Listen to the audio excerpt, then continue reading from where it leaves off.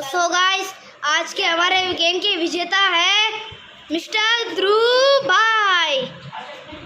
इनकी सरनेम शुक्ला है। तो ये जीत चुके हैं ऊनो। तो जल्दी से जल्दी सब्सक्राइब कीजिए अगर आपको भी ऊनो जीतना है तो। क्या बोलना चाहिए ध्रुव भाई? हाँ, मेरा भाई बोल रहा है सही। आपको कोई कुछ भी गिफ्ट मिल सकता है, अकेला ऊनो नहीं। हाँ तो गाइस, आप भी सारे वीडियो में लाइक करिए, सब्सक्राइब करिए और पाइए हमारा स्पेशल ऊनो।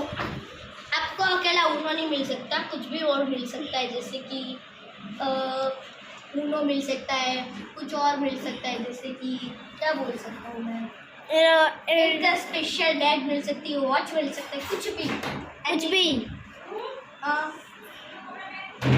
ठीक है, चलो गाइस, आज के लिए इतना ही बस। And bye bye.